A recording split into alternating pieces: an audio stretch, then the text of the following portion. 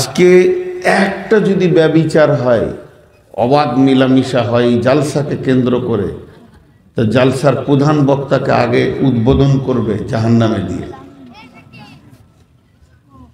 রাতে জালসার প্রথাটা আনলো কে? অন্য জাতির মতো রাতে কেন আমাদের প্রোগ্রাম হবে? মুসলিম মহিলা সে সারা রাত ঘর থেকে বাইরে থাকবে কেন? এই জবাবগুলো দেন। একটা মুসলিম মহিলা যার পর্দা ফরজ, আজকে এখানে এমনও ব্যাচেলিয়ার মেয়ে আছে যার বিয়ে হয়নি, সে সারা রাত জালসার নামে বাইরে আছে, থাকবে কেন? জবাব দেন। দ্বিতীয় নম্বর, আমি এখানে পৌঁছেছি 11:15টায়। 11:15 থেকে 12:10 পর্যন্ত কালেকশন হয়েছে 1 ঘন্টা 25 মিনিট। 1 ঘন্টা 25 মিনিটে যদি কালেকশনটা বাদ দিয়ে 4টা হাদিস শুনতেন তো ইমান বাড়ত। বল টাকা টাকা যদি ইমান বাড়ে তো টাকা দিবে। আপনাদেরকে একটা গল্প, একটা ঘটনা শোনালো মানোয়ার, ছোট ভাইয়ের মতো আমার, যে 2 ঘন্টা 2.5 ঘন্টা বায়ান করলাম। কোথায় ওটা? নওগাঁয়ে। 4200 টাকা কালেকশন। আপনারা হাসলেন, আমার কাছে শুনবেন। কলকাতায় বজবজে 3 ঘন্টা বক্তব্য রেখে মানুষের কাছে 70 থেকে 80 হাজার লোক, এরকম বড় ময়দান 70, আপনাদের 1000 লোক হবে, 70-80 হাজার লোক। আমাকে হেডমৌলানা বললেন খানিক কালেকশন করবেন। 15 মিনিটে, বেশি নয়, 15 মিনিট কালেকশন করলাম, 2500 টাকা কালেকশন হয়েছে। হেডমৌলানা এসে বলছে বন্ধ করে দেন, আর কালেকশন করবেন না, শ্রোতারা রেগে যাবে। আপনারা ভাবছেন তাহলে কালেকশন কম। আমিও গালে হাত দিয়ে বসেছিলাম যে 4টা বক্তাকে দেবে কি, লাইটে দেবে কি, মাইকে দেবে কি, জেনারেটরে দেবে কি। হেডমৌলানাকে জিজ্ঞেস করছি ভাই 2500-এ মাদ্রাসা চলবে?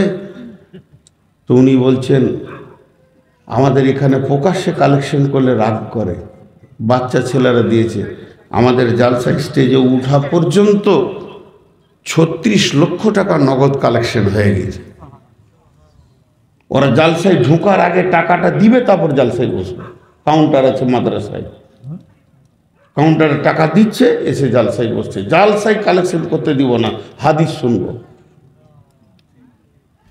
তো এই স্টেজে উঠা পর্যন্ত আপনার ওদিকে নগদ কালেকশন চলছে। 36 লক্ষ টাকার নগদ হয়েছে, বাকি আরো 40 লাখ আছে। কোথা আছেন? পৃথিবীর আমাদের আইডিয়া হয়ে গেছে, অর্ধেক পৃথিবী ঘুরে নিলাম। এই নিয়মটাই খারাপ, এই নিয়মটাই খারাপ। বাস আরেকটা শেষ কথা বলে নি, দিয়ে ছেড়ে দিচ্ছি, সময় নষ্ট করব না। এবছর আসাম থেকে আপনারা ভাবছেন আমাকে ফোন করেনি, শুধু রাতে হয় বলে একটাও ডেট দিইনি। বাংলাদেশে 40খানা জালসা করলাম, কালকে আবার বাংলাদেশ ঢুকবো বাংলা বান্দা হয়ে, অথচ আসামকে একটাও ডেট দিইনি। জানি কুদ্দুস বেশি ডেটটা ছাড়া আমাকে তুলে না, ওকে ডেট দিব। 2টা মৌলবি লাগিয়েছে আমার পেছনে, ডেটটা দেন। মাথা খারাপ হয়েছে আমার। 475 সুগার আমার। ডাক্তার যখন প্রেসক্রিপশন লিখছে, আমি চেন্নাই চেক আপ করতে গিয়েছিলাম, ডাক্তার ভাস্করকে বললাম আমার অভ্যাসটা শুনবেন, আমি বছরে 250 রাত জাগি। চুপ করে তাকিয়েছে, 250 রাত জাগেন, 400 সুগারের লোক। লিখছি না প্রেসক্রিপশন, কলম ফেলে দিলে।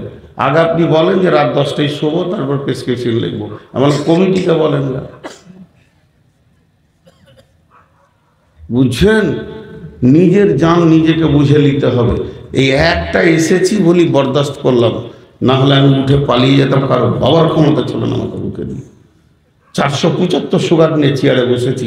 এ দেখেন পানি, একটু একটু করে জিভে পানি দিব তবে কথা বলতে পারবো। এখন জিভ শুকিয়ে যায়, পুরো শুকিয়ে যাচ্ছে। মানুষকে ভাবতে হয়। মানোয়ার জানে যে আমি কতটা রোগা, তারপরেও 1 ঘন্টা 25 মিনিট কালেকশন। ক টাকা হয়েছে? আপনারা ভাবছেন কোটি টাকা হয়েছে না, লাখে লাখে ঝাঁকে ঝাঁকে কাটে, হাজারো হাজার, শেষকালে গুনে দেখি 3 কুড়ি 4। মাফ করবেন আপনারা, আমি আপনাদের অনেক ভালোবাসার খাতিরে কথাগুলো বললাম। শুধু একটা আবেদন রেখে যাব, দিনে জালসা করেন।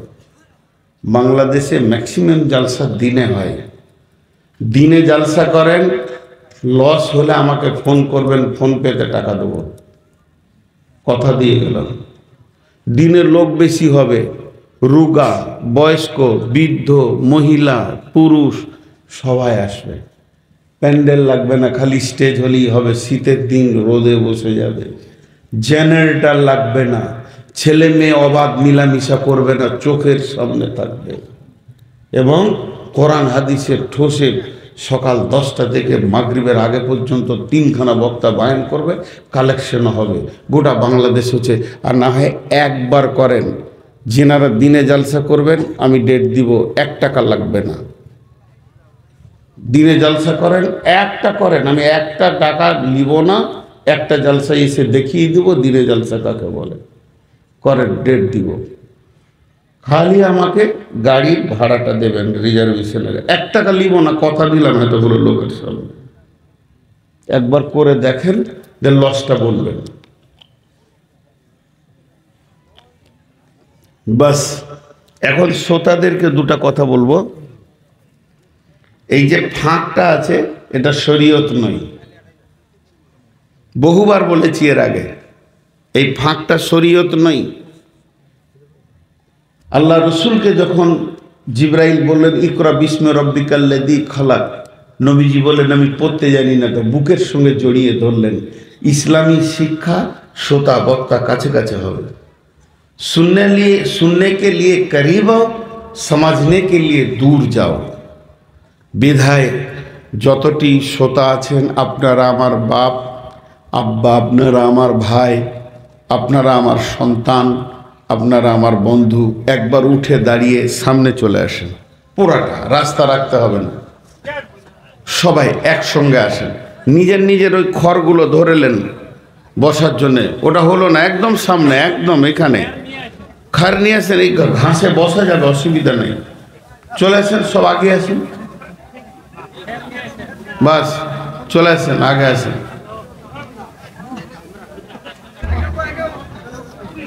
এগুলো আগিয়ে যান, 1 মিনিট টাইম দিচ্ছি, আগিয়ে যান সবাই। মাশাআল্লাহ, জাযাকাল্লাহ। বিছিয়ে দাও, বসো বসো বসো, ছড়িয়ে দাও, বসো। মাশাআল্লাহ, জায়গা ছাড়ো, আগে বাড়ো, নাম পাল্টাবে, দাম বাড়বে। এই জায়গাটা ফাঁকা পড়া তো নাই। যুবকের দল এগুলো আছে, কি ভয় করছে? যারা চেয়ারে বসে আছেন তাদেরকে বলছি, যদি আপনার শারীরিক অসুবিধার কারণে চেয়ার প্রয়োজন হয় তো ওটা ভালো, না হয় নিচে বসা বেশি নেকি আছে। এটাকে মজলিস বলা হয়, এটাকে মজলিস বলা হয় না। বসেন, আসেন। যারা দাঁড়িয়ে আছেন বসে যান, যারা দাঁড়িয়ে আছেন আল্লাহর গোলাম বসে যান, যারা দাঁড়িয়ে আছেন আল্লাহর গোলাম বসে যান। আমি আপনাদের সামনে যে আয়াতগুলো পড়েছি এগুলোকে সামনে রেখে একটা হাদিস পড়েছি। আল্লাহ তাবারক ওয়া তাআলা কিয়ামতকে নাবাইল আযীম বলেছেন। আম্মা ইয়াতাসাআলুন আনিন নাবাইল আযীম, বড় খবর। পৃথিবীতে অনেক খবর আছে, কিয়ামতটাকে বড় খবর বললেন কেন? রেল অ্যাক্সিডেন্ট হয়ে 2000 মারা যাচ্ছে, লঞ্চ ডুবে 500, 700, 1000, 2000 মারা যাচ্ছে। এই যে খবর, চারিদিক থেকে একটা খবর আসছে, এখন আমেরিকায় আগুন লেগেছে, মারা যাচ্ছে লোক শত শত, এটা একটা খবর। এই ধরনের যত খবর আছে সব খবরগুলো ছোট খবর, কিয়ামতটা হলো বড় খবর। কিয়ামত বড় খবর কেন?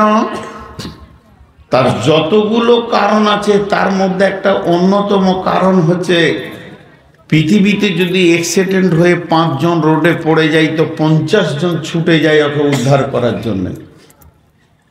একটা রেল অ্যাক্সিডেন্ট হয়ে যদি 2000 লোক মারা যায় তো 20,000 লোক সেখানে দৌড়ে যায় উদ্ধার করার জন্যে। আর কিয়ামত এমন একটা মহাপ্রলয়ের দিন, যেদিন কেউ কারু হবে না, কারোর জন্যে কারোর মদদ, কারোর জন্যে কারোর সাহায্য, কারোর জন্যে কারোর সাহায্যের হাত আগে বাড়বে না। এর নাম কিয়ামত। এর জন্য এটাকে নাবাইল আজিম বলা হয়েছে। আল্লাহ তাবারক ওয়া তাআলা সূরা তাওবার মধ্যে এক জায়গায় বলেছেন, আল্লাযীনা আমানু ওয়া হাদারু ওয়া জাহাদু ফি সাবিলিল্লাহি বিআমওয়ালিহিম ওয়া আনফুসিহিম আ'যামু দারাজাতান ইনদাল্লাহ। আ'যামু দারাজাতান ইনদাল্লাহ একটা লম্বা তাফসীর আছে, তার শর্ট কথা বলে দিই। পৃথিবী থেকে আমরা কিন্তু গতিশীল, একটা দিকে যাচ্ছি, আমরা মুসাফির, আমরা আমাদের বাড়ির দিকে হাঁটছি। আমাদের আসল বাড়ির নাম হলো জান্নাত, তার আগে আমাদের কোনো স্টপেজ নাই, আমরা নন স্টপ।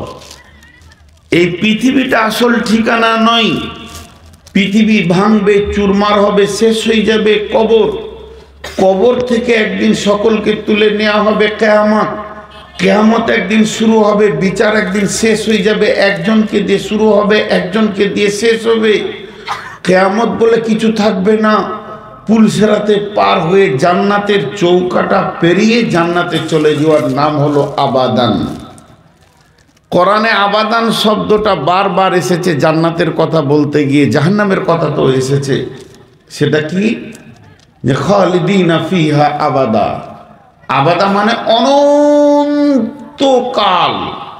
1 মাস, 2 মাস, 1 বছর, 20 বছর জান্নাতে থাকবে, আবার আসবে ফিরে। এই সিস্টেমটা বাতিল। থাকলো তো থেকেই গেল, আল্লাহ রব আর এই গোলাম জান্নাতে থাকলো তো থেকেই গেল। মোবাইলের পেছনের লাইট যেন না জ্বলে। তো এর নাম হচ্ছে আবাদান আবাদা। এর নাম আবাদান আবাদা। তো চিরদিন থাকতে হবে।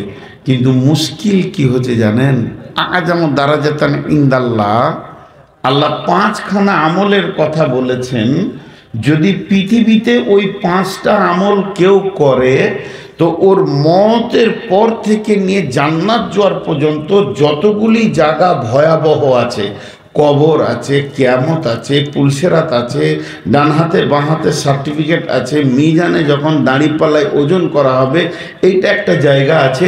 এই ভয়াবহ জায়গাগুলো পুলসেরাত আছে। পুলসেরাত পার হতে গিয়ে অনেকগুলো ধাপ পেরোতে হবে। যতগুলো ভয়াবহ জায়গা আছে পৃথিবীতে যদি কেউ 5টা আমল করে, এই জায়গাগুলো আল্লাহ বলছে তার জন্য আমি আসান করে দিব। সে মরবে হাসতে হাসতে জান্নাতে যাবে, কোনো লাল সিগন্যাল সে দেখবে না। আ'যামু দারাজাতান ইনদাল্লাহ ওয়া উলাইকা হুমুল ফাইজুন। কিন্তু আপনাদেরকে দুটি কথা জিজ্ঞেস করি, হালকা সুরে আপনারা কথার উত্তর দেবেন। কিয়ামত কি আনন্দের দিন না দুঃখের দিন? কিয়ামত আনন্দের দিন না দুঃখের দিন? কিয়ামত হাসার দিন না কাঁদার দিন? আপনারা কথা বলেন না। কাঁদার দিন। কিন্তু একটা জিনিস খেয়াল করেন, আল্লাহ তাবারক ওয়া তাআলার নবী হুজরাতে আছেন। হুযায়ফা রাদিয়াল্লাহু তাআলা আনহু কয়েকজন সাহাবীকে নিয়ে আলোচনা করছেন। ওয়ান হুযায়ফা রাদিয়াল্লাহু তাআলা আনহু قال نحن نذكر فآتى النبي صلى الله عليه وسلم ما تذكرون حذيفة قالوا نذكر الساعة يا رسول الله। হযরত হুযায়ফা বলছেন, বিশ্ব নবী আমাদেরকে মসজিদে আলোচনা করতে দেখছেন, আমরা বসে বসে আলোচনা করছি। আর এই আলোচনা করতে দেখে তিনি 1 পা 2 পা করে আমাদের কাছে আসলেন। আর আসার পর বলছেন মা তাযকুরুনা, তোমরা কোন বিষয় নিয়ে এখন আলোচনায় বসেছ? হযরত হুযায়ফা বলছেন আমরা যতজন বসেছিলাম সকলে এক সুরে উত্তর দিলাম, সকলে মুখ খুলে বললাম নাযকুরু সাআতা ইয়া রাসূলুল্লাহ, আমরা কিয়ামতের কথা আলোচনা করছি। মুখগুলো শুকিয়ে গেছে, ঠোঁট শুকিয়ে গেছে, চেহারাতে ভয়ের আবচ্ছন্ন এসেছে যে কি করে কিয়ামতটা পার হব। এটা আমি সাহাবীদের কথা বললাম, যাদের নামের পাশে রাদিয়াল্লাহু আনহু আছে। এক দুটা সাহাবী নয়, কয়েকজনে আলোচনা করছেন। হাদিসটা অনেক লম্বা, আমি ওদিকে গেলাম না, ওটা আমার বিষয় নয়। ওয়া আয়েশা রাদিয়াল্লাহু তাআলা আনহা وهي بكت فقال رسول الله صلى الله عليه وسلم ما يبكيك عائشة؟ قالوا نذكر الساعة يا رسول الله. قالت ذكرت النار فبكيت يا رسول الله. قال হাল তাযকুরুনা আহলিকুম ইয়াওমাল কিয়ামাতি ইয়া রাসূলুল্লাহ। মেয়েরা যারা বায়ান শুনছেন, আমার বেটির দল, আমার বোনের দল, আমার মায়ের দল, 1 মিনিট কানটা দেন খালি। একটা মহিলার কথা বলছি। মহিলাটা কে? মহিলাটার নামের পাশে লাগানো আছে রাদিয়াল্লাহু আনহা, মানে ওর ওপরে আল্লাহ রাজি আছে, এটা প্রকাশ। শুধু তাই নয়, আম্মা জান আয়েশা বলতেন আমাকে আল্লাহ 5খানা সম্মানী দান করেছেন পৃথিবীতে। 1 নম্বর আমার সম্মান, আমার বিয়ের আলোচনা রসুলের সঙ্গে পৃথিবীর মাটিতে হয় নাই, এটা আরশওয়ালা ওখান থেকেই নির্বাচন করেছেন। 2 নম্বর আমার সম্মান, আমার ঘরে আল্লাহ জিবরাইলকে পাঠিয়ে কালাম পাক নাজিল করেছেন। 3 নম্বর আমার সম্মান, আমাকে আল্লাহ সম্মানী করেছেন আমার বিছানায়, আমার বালিশে যেদিন নবীজি শুয়েছিলেন সেই দিনে নবীজির মেরাজ হয়েছে। শবে মেরাজের রাত্রিটা আমার বিছানা থেকে হয়েছে। 4 নম্বরে আমাকে আল্লাহ সম্মানী দিয়েছেন আমার কোলে মাথা রেখে বিশ্বনবী চিরনিদ্রায় ঘুমিয়েছেন, পৃথিবী থেকে বিদায় নিয়েছেন। আর 5 নম্বরে আল্লাহ আমাকে এত সম্মানী করেছেন, আজও বিশ্বনবী যেখানে মদিনায় শুয়ে আছেন ওটা আম্মা জান আয়েশার বিছানা। ওই বিছানাকে সরিয়ে দিয়ে ওখানেই ওনাকে কবরস্থ করা হয়েছে। ওই ঘরটা আম্মা জান আয়েশার ঘর। অতএব আমার রব আমাকে 5খানা সম্মানে সম্মানিত করেছে। ও মা আমার, বোন আমার, বেটি আমার, এই রকম মেয়েটি ডুকরে ভিবরে কেঁদে উঠলেন। বিশ্বনবী ছিলেন ঘরে, নবীজি কান্না শুনে দৌড়ে গিয়ে বলছেন মা ইবকিকি আয়েশা। আমার বলার উদ্দেশ্যটা কি? হে আমার বেটির দল, বোনের দল, কোন মেয়েটা কাঁদছে? মেয়েটার কোয়ালিফাইড কি? মেয়েটার ডিগ্রি কি? আর কোন মেয়েটা কাঁদছে? খালি এটা একটা ভাবনা চিন্তাটা নেন, কোন মেয়েটা কাঁদছে? আর ওর কান্না শুনে স্বয়ং নবীজি এসে বলছেন আয়েশা তোমাকে কে কাঁদালো? কে কাঁদালো? কেউ গালি দিয়েছে, কেউ উঁচু নিচু কথা বলেছে, কেউ তোমাকে অপমান করেছে, তুমি কাঁদছো? আম্মা জান আয়েশা বিশ্ব নবীকে উত্তর দিচ্ছেন ইয়া রাসূলুল্লাহ, আমাকে কেউ গালি দেয়নি, আমাকে কেউ উঁচু নিচু কথা বলেনি, আমাকে কোনো রকম কেউ আমাকে কষ্ট দেয়নি। আমার কাঁদার কারণটা হচ্ছে জাকারাতুন নারা ফাবাকাইতু। ও দয়ার নবী গো, আমি জাহান্নামের কথা চিন্তা করছিলাম, তার জন্য কেঁদে ফেলেছি। আমি যদি এখন কাঁদি, আমি যাদের মেহমান, ওই কমিটির লোক বলবে কাঁদছেন কেন? তো আমি বলবো আব্দুর রাজ্জাক ভাই মেরেছে, তো কমিটির লোক আমাকে বলবে চুপ করো, ওকে দেখছি। কিন্তু আমি যদি বলি জাহান্নামের ভয়ে কাঁদছি, কেউ আছে বলবে যে দেখে লিছি, চুপ করো? কারো ক্ষমতা নাই। বন্ধুরা আমার, মা আমার, বোন আমার, বিশ্ব নবী যখনই আয়েশা বলে দিলেন নবীজিকে জাকারাতুন নারা ফাবাকাইতু, আমি জাহান্নামের কথা চিন্তা করছিলাম তাই কেঁদেছি। বিশ্বনবী স্ট্যাচু হয়ে দাঁড়িয়ে গেলেন, না উঁচু নিচু কোনো কথা বলছেন, চুপ করে রয়েছেন। কিন্তু আয়েশা মহিলাটা বড় চালাক ছিলেন, তিনি মনে মনে ভাবছেন যে আমাকে নবীজি কত ভালোবাসেন। আমি কেঁদেছি, আমার স্বামী আমাকে জিজ্ঞেস করেছেন, আখিরি নবী জিজ্ঞেস করেছেন, আমার চোখের পানি ওনার দিলে লেগেছে, আমার কান্না ওনার দিলকে প্রভাবিত করে দিয়েছে, আমার কান্না ওনাকে দুলিয়ে দিয়েছে, বুঝিয়ে দিয়েছে। তাহলে একবার আখিরাতের কিয়ামতের কথাটা জিজ্ঞেস করেনি। আম্মা জান আয়েশা বলছেন, হাল তাযকুরুনা আহলিকুম ইয়াউমাল কিয়ামাতি ইয়া রাসূলুল্লাহ। ও দয়ার নবী গো, ও আখিরি পয়গম্বর, এটা হলো মদিনার মাটি, এটা দুনিয়ার মাটি, এখানে চড়াই উতরাই লেগে আছে, মানুষের লাভ লস লেগে আছে। এখানে মানুষ কখনো কাঁদবে, কখনো হাসবে, কখনো আনন্দ ফুর্তি করবে।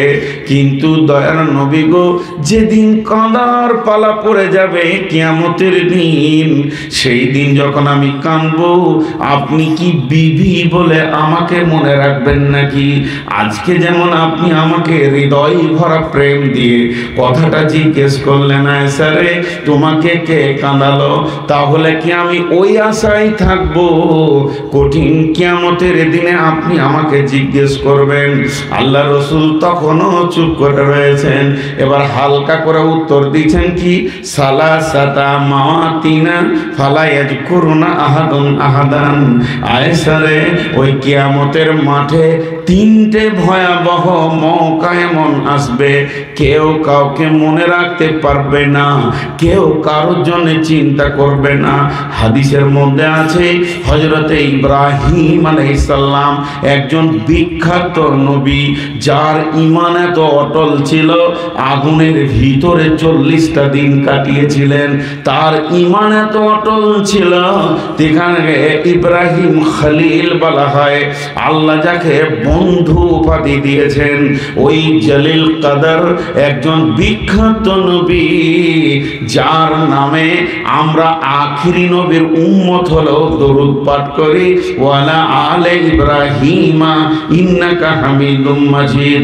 এই নবীটা কিয়ামতের দিনে হাঁটু দুটি মাটিতে গেড়ে দেবে, আর গোড়হালির পাছার ওপরে, পাছাটা গোড়হালির ওপরে রাখবে, হাত দুটিকে এমনি করে চিৎকার মেরে বলবে, আল্লাহ আমি আমার বংশের জন্য বলছি না, আমি বিবির জন্য বলছি না, আমি ছেলের জন্য দরখাস্ত দিচ্ছি না, আমি ইসমাইলের জন্য, ইব্রাহিম, আমি ইসহাকের জন্য দরখাস্ত দিচ্ছি না।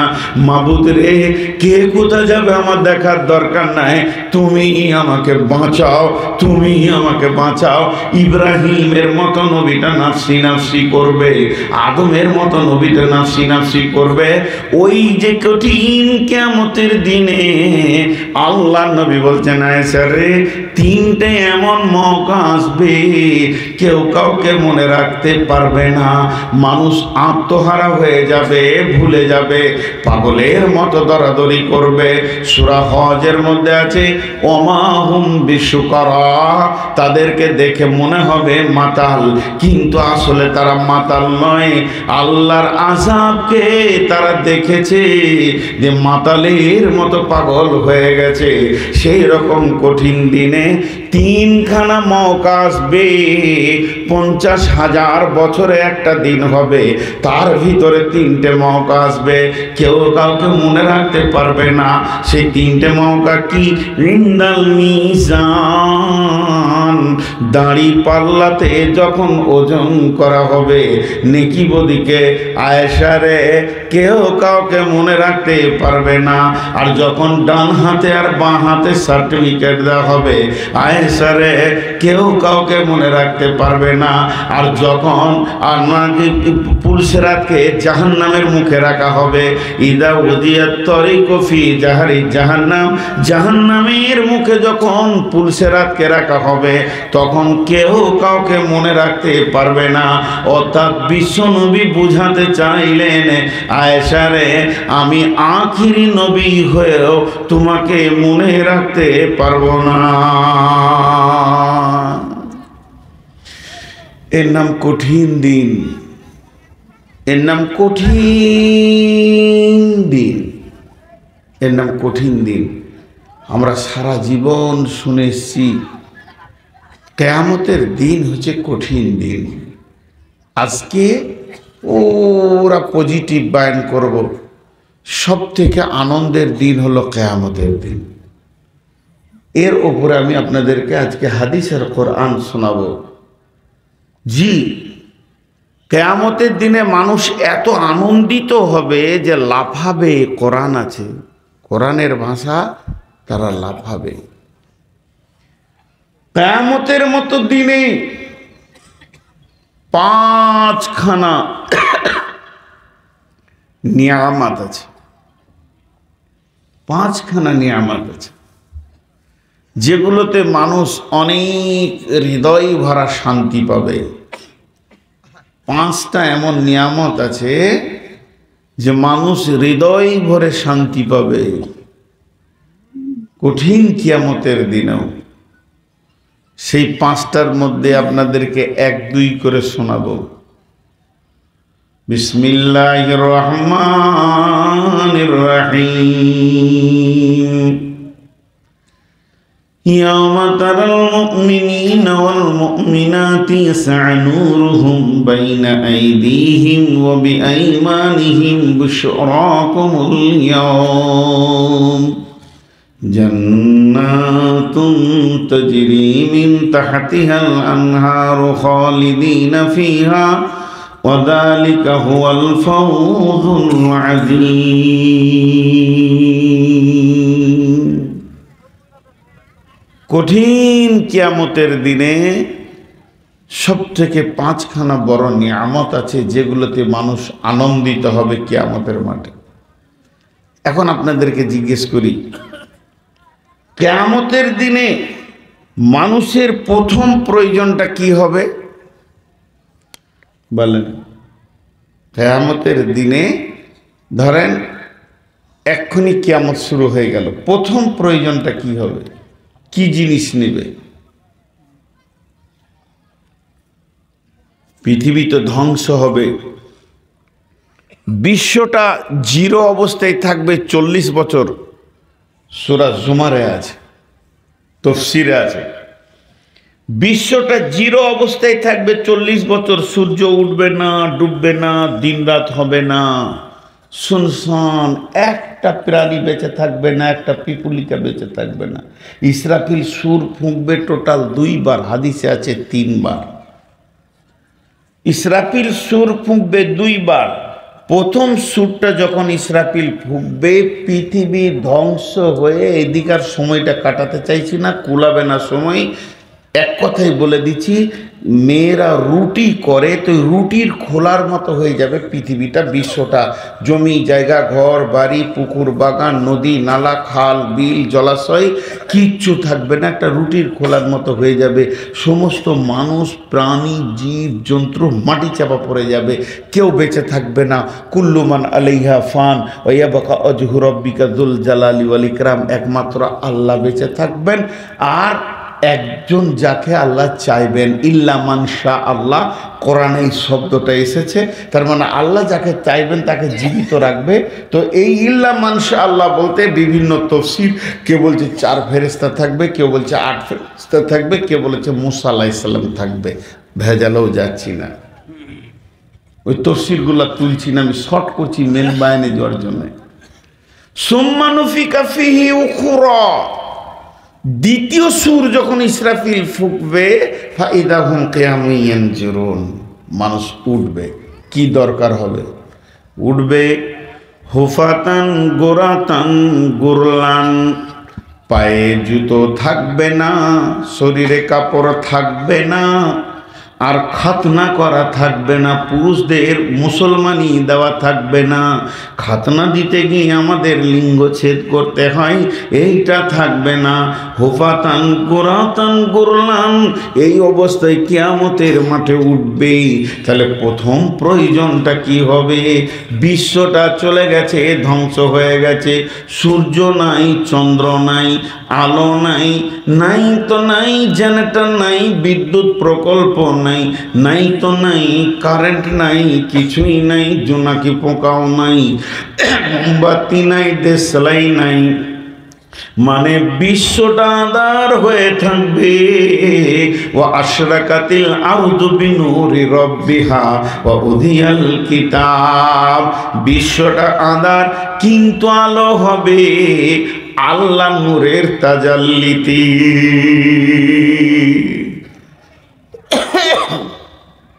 এখানে একটা জিনিস ক্লিয়ার করেন, মানুষের ধারণা আল্লাহ নূরের তৈরি না,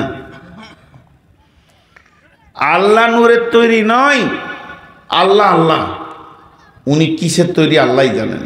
নূরের তৈরি ফেরেশতা, আগুনের তৈরি জিন, মাটির তৈরি মানুষ, আল্লাহ নূরের নয়। কিন্তু আল্লাহর নূর আছে, তার মানে কি? আমার মোবাইল আছে, তাহলে আমি মোবাইলের তৈরি না, আল্লাহর নূর আছে, সেই নূরের তাজাল্লিতে কিয়ামতের ময়দান আলোকিত হবে। কিয়ামতের ময়দানে মানুষের 1 নম্বর প্রয়োজন হবে যেটা, ওটার নাম হচ্ছে আলো। আঁধারের ভিতরে আলোর দরকার, সে আলো কে পাবে, কে পাবে, কে পাবে?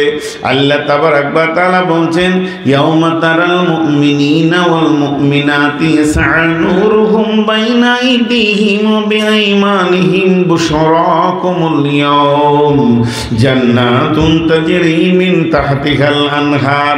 যারা পৃথিবীতে ঈমানদার, যারা মুমিন মুমিনা, মুমিন পুরুষ মুমিনা নারী, এদের আর উজুর জায়গা গুলো, চেহারাগুলো নূরের তাজাল্লিতে ঝকমক করবে, আলোয় আলোকিত হয়ে যাবে। ওই আলোটা ওর চোখে যত দূর জ্যোতি যাবে, সে যেন পরিষ্কার দেখবে আমার রবের কারিশমা যে এই আলোটা এত সুন্দর আলো হবে। তো কিয়ামতের মাঠে আল্লাহ তাবারাক ওয়া তাআলা ওই আলোয় আলোকিত করবে মুমিনদেরকে।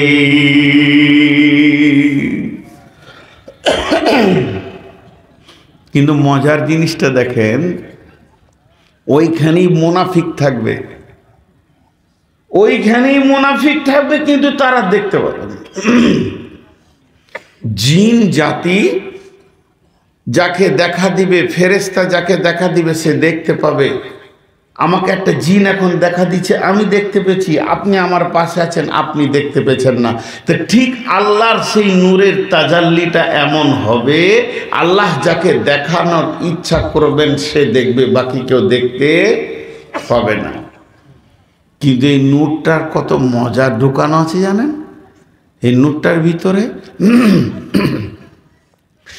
يوم يقول المنافقون والمنافقات للذين آمنوا انظرنا نقتبس من نورك মিন নূরিকুম কিলা ইরজিউ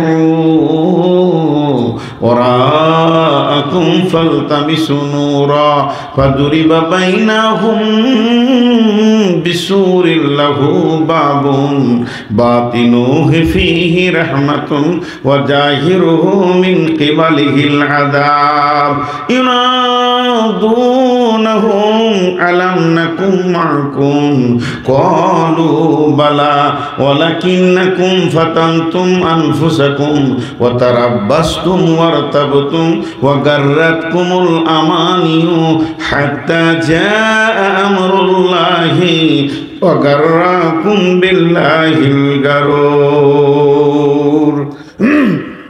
এই আয়াতগুলো তরজমা এই এলাকায় করেছি, এই জন্য আমি তরজমা করব না, খালি বুঝিয়ে দিব 5টা জিনিস আপনাদের সামনে এনে। তো বেঈমানেরা তখন ওই ইমানদারদের কাছে গিয়ে বলবে, ভাই তোমার নূরে আমাকে সাথী করে লাও, একসঙ্গে জান্নাতে চলে যাই। লম্বা ঘটনা আছে। তখন ইমানদারকে বলবে, ঘুরে যাও, আমি যেখান থেকে নূর এনেছি সেখান থেকে নূর নিয়ে এসো। সেখান থেকে নূর নিয়ে এসো বলতে কি বুঝাইছে? এখানে তফসিরটা 2 ভাগ হয়ে গেছে।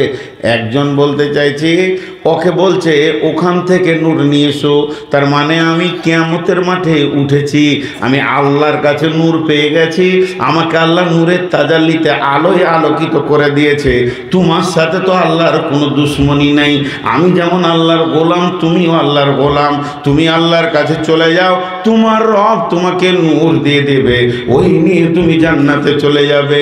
দ্বিতীয় তাফসীর হচ্ছে, না, এই নূরটা আমার দুনিয়াতেই তৈরি হয়েছে, আমি দুনিয়াতে আমল করেছিলাম বলে কিয়ামতের মাঠে নূর পেয়েছি, তুমি আবার ফিরে যাও দুনিয়াতে, যেখান থেকে তুমি হাসরের মাঠে এসেছো ওখানে ফিরে যাও, ওইখান থেকে নূর নিয়ে এসে তারপরে তুমি এসে কিয়ামতের মাঠে পুলসেরাত পার হও। এই কথা যখন ওকে বলবে, চিন্তা করবে আল্লাহ তো আমাকে নূর দেবে না, আর সেই জায়গায় তো আমার ফিরে যাওয়া হবে না, আর তো দুনিয়া নাই, দুনিয়া ভেঙে গেছে, ধ্বংস হয়ে গেছে, সব তুলকিল চলে গেছে, আর আল্লাহ তো আমাকে নূর দেবে না। তখন ওর পেছনে দৌড়তে যাবে, এমন সময় একটা প্রাচীর চলে আসবে পুলসেরাতের ওপরে, ধাক্কা লেগে নিচে পড়বে, আর জাহান্নাম থেকে চিৎকার মেরে বলবে, আমি কি তোমার সঙ্গী ছিলাম না? ইও বলবে, হ্যাঁ আমার সঙ্গী ছিলে, কিন্তু দিনের ব্যাপারে তোমার সন্দেহ ছিল, তুমি অপেক্ষা করছিলে এরকম দিনের। অনেক কথা হবে। এক কথায় বলছি বন্ধুরে, আজকের বিষয়টাকে কিয়ামতের প্রথম নিয়ামত হচ্ছে আল্লাহ নূরের তাজাল্লি দেবে।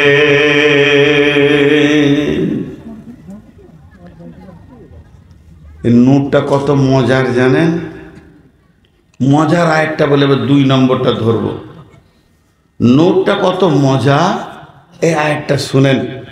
এটা হলো জালসার মাহফিল। উদাহরণটা মন দিয়ে শুনবেন। এখানে আমরা 25 জন লোক বসে আছি।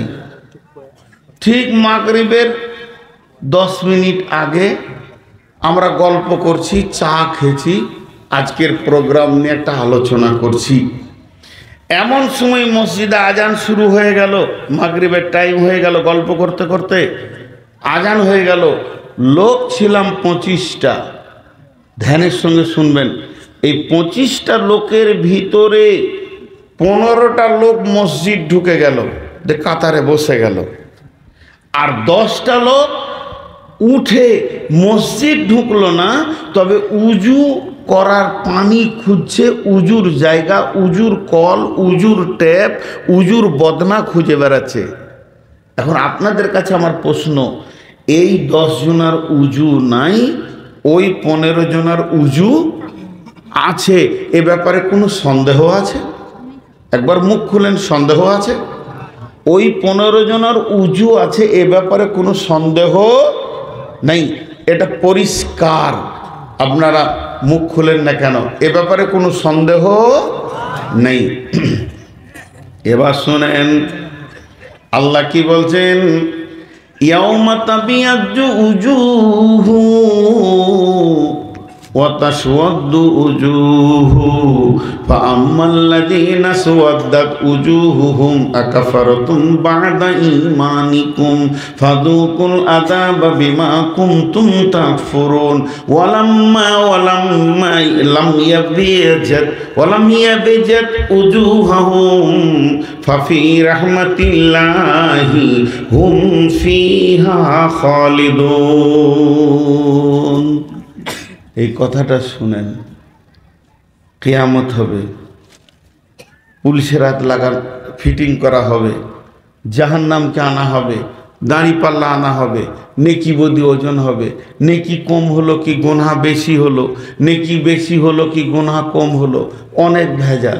ডান হাতে সার্টিফিকেট পাবো কি পাবো না, বাঁ হাতে গেলে তো জাহান্নাম যাব, পেছন দিকে আঁধারে সার্টিফিকেট দিলে অনেক কথা।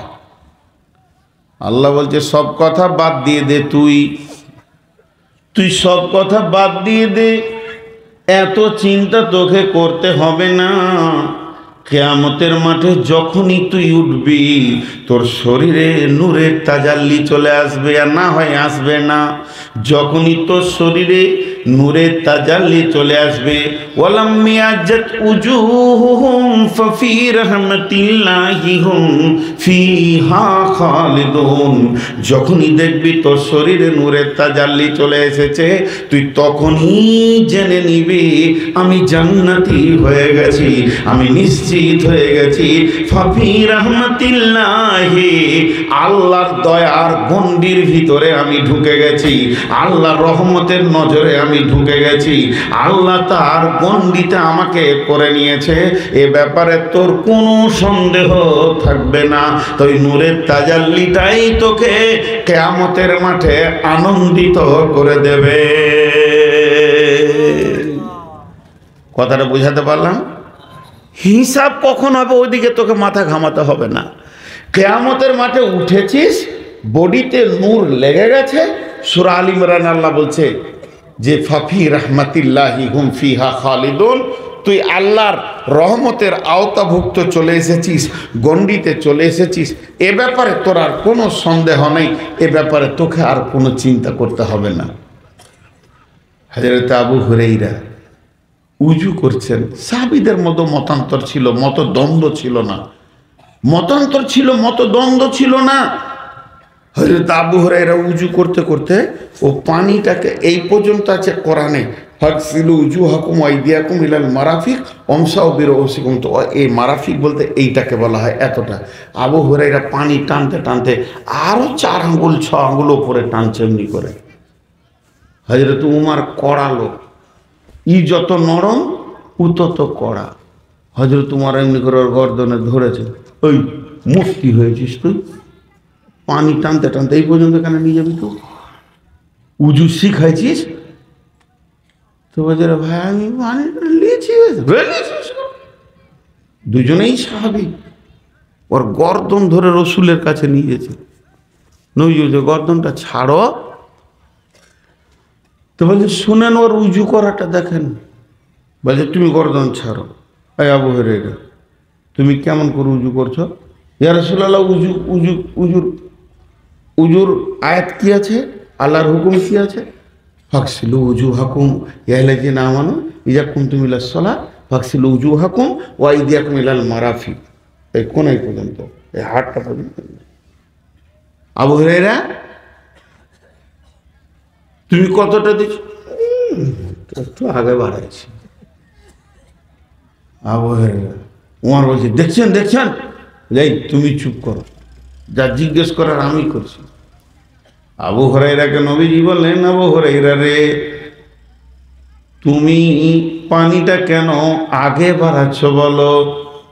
আবু হুরায়রা উত্তরে বলছেন, ইয়া রাসূলুল্লাহ আল্লাহর কালাম পাক বলেছেন ওয়াইদিয়াকুম ইলাল মারাফিকি, কোনাই পর্যন্ত।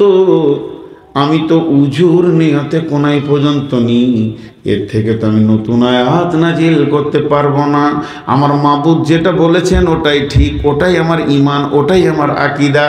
আর আমি একটু পানিটা বেশি নিই কেন? কারণ আপনি বলেছেন উজুর পানি যত দূর যাবে কিয়ামতের মাঠে নূরে ঝকমক করবে। ও দয়ার নবী গো, আমি একটু বেশি বাড়িয়ে নিচ্ছি যাতে করে আমার নূরের তাজাল্লিটা বেশি হয়ে যায় সেই আঁধারের দিনে। নবীজি বললেন, রে উমার, ও নিয়তটা দেখো কি আছে। অতএব বন্ধুরে, আল্লাহ তাবারক ওয়া তাআলা কিয়ামতের মাঠে আমাদেরকে বড় আনন্দিত করবেন।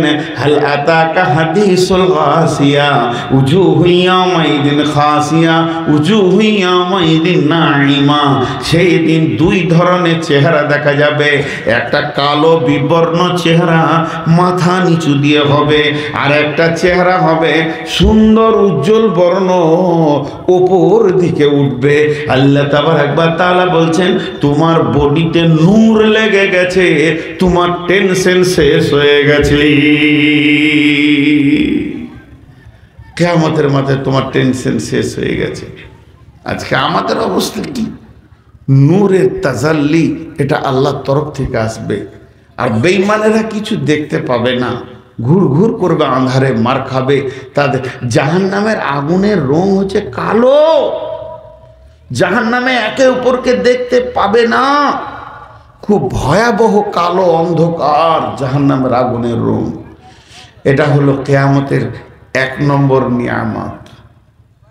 এটা নিয়ে বলতে গেলে আরো অনেক কথা আছে। সূরা তাহরিমে লম্বা আয়াত আছে, সূরা তাহরিমে অনেক কথা আছে।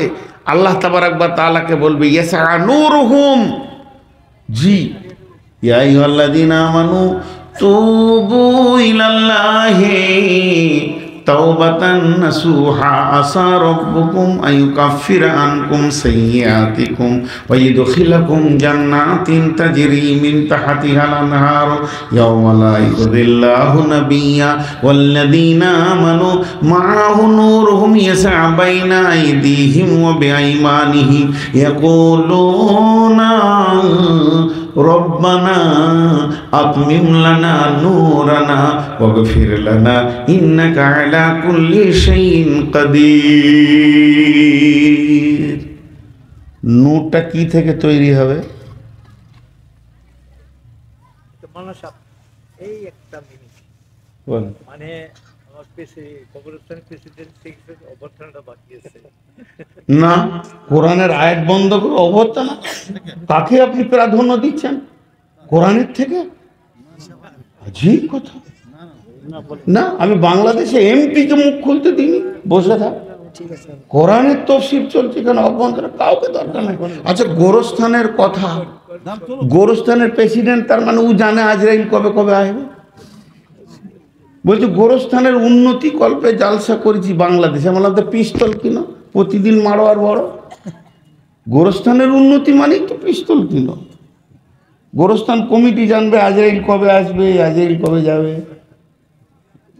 হে রে আল্লাহ, মজা করছি, আপনারা ভাবিয়েন না যে আগে বলছি। গোরস্থান কমিটির দরকার। এক বকিলের কাছে গিয়েছে কালেকশন করতে, বলে কিসের কালেকশন? বলে গোরস্থানের। বলে কি করবে? বলে গোরস্থান ঘেরবো। বলে ঘেরাই আছে, দেখা যারা গেছে ওরা আর আসবে না, আর যারা আছে যেতে চাইছে না, ভেজাল চুকে আছে, 1 টাকা খরচা করিস না। যারা গিয়েছে ওরা আর আসবে না, আর যারা আছে যেতে চাইছে না।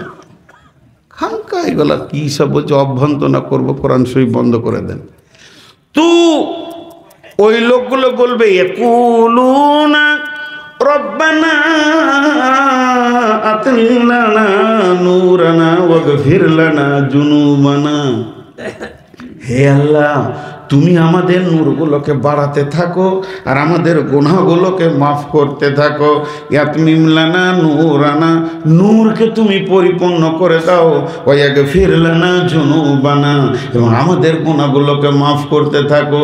নূরটা তৈরি হয় কোথা থেকে? এই আলোটা জ্বলছে, কোথা তৈরি হচ্ছে এটা বলেন? কথা বলেন না কেন আপনারা? পাওয়ার হাউসটা কোথায় আছে আপনাদের? পাওয়ার হাউস কোথায় আছে? বিদ্যুৎ প্রকল্প কোথায় আছে? আসে না? বঙ্গাইগাঁও। তাহলে বঙ্গাইগাঁওয়ে এটা তৈরি হচ্ছে। তাহলে কেয়ামতের মাঠে যে নামাজিরা নূর পাবে, এটা কোথা তৈরি হবে? পৃথিবীতে নামাজ থেকে তৈরি হবে। নামাজটাই নূরের টারবাইন, নূরের মোটর। উজু করেছে, উজুর অংশ জ্বলবে। আর নূরের তাজাল্লিকে বাড়ানোর নিয়ম কি? একটা ফ্যানের যেমন আপনার কিনা যত মিটারটা দেবেন তত বাড়বে, যত কমাবেন তত কমবে। নামাজ যত বাড়বে, নফল যত পড়বেন, নূরের তাজাল্লি তত বেশি হবে। যত নফল পড়বে তত নূরের তাজাল্লি প্রখর হবে। তাহলে কিয়ামতের মাঠে 1 নম্বর নিয়ামত হলো নূর। নাম্বার 2, বিসমিল্লাহির রহমানির রহিম।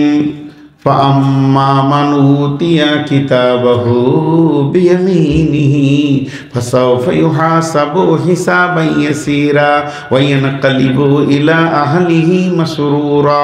ওয়া আম্মা মান উতিয়া কিতাবাহু ওয়ারা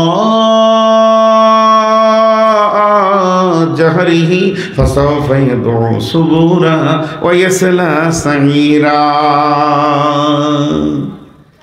দ্বিতীয় আনন্দ হলো ডান হাতে সার্টিফিকেট পাওয়া। কিয়ামতের মাঠে আল্লাহ তাবারাক ওয়া তাআলা বলছেন, ফাআম্মা মান উতিয়া কিতাবাহু বিয়ামিনিহি, যাকে আমি ডান হাতে সার্টিফিকেট দিব, ফাসাওফা ইয়াদউ সুবুরা, ডান হাতে সার্টিফিকেট দিব, ফাসাওফা ইউহাসাবু হিসাবান ইয়াসীরা, ওর হিসাবটা অতি আসানে হয়ে যাবে, এক পলকে হয়ে যাবে, একটা সেকেন্ড লাগবে না। আল্লাহ ওর হিসাবকে খতম করে দেবেন। আর ও যখন ওই সার্টিফিকেট পাবে, হিসাব ইয়াসীরা ওয়া ইয়ানকালিবু ইলা আহলিহি মাসরুরা, ও এইভাবে সার্টিফিকেট নেবে আর জোরে জোরে লাফাবে আর কিয়ামতের মাঠকে চিল্লিয়ে তোলপাড় করে দেবে। এত আনন্দিত হবে, আত্মীয় স্বজনের কাছে যাবে আর বলবে, আমি কামিয়াব, আমি কামিয়াব, আমি কামিয়াব, আমি সাকসেস, আমি কামিয়াব, আমি কামিয়াব, আমি কামিয়াব। ওর আনন্দকে কেউ রুখতে পারবে না। ও এত আনন্দিত হবে, কোরআন বলছে লাফাবে। ওই ইয়ানকালিবু, ঘুরবে হাসরের ময়দানে। বন্ধু কোথায় আছে, বাপ কোথায় আছে, মা কোথায় আছে, নানা নানি, দাদা দাদি, সবাইকে দেখাবে আমি কামিয়াব, আমি কামিয়াব, আমি কামিয়াব। ডান হাতে হাঁটিবার। ও আম্মা মান উতিয়া কিতাবাহু ওয়ারা জাহরিহি, পেছন দিকে আল্লাহ যাকে দেবেন, আঁধারের ভিতরে দেবেন। আফসোস করবে, কপালে মারবে। আর কপালে মারবে তখন চিৎকার মেরে ডাকবে, মত মত মত আয়। আল্লাহকে বলবে, তুই 1000 মতকে ডাক, মত আর আসবে না। ওই ইসলা সাঈরা, তোকে জাহান্নামে ঢুকতে হবে।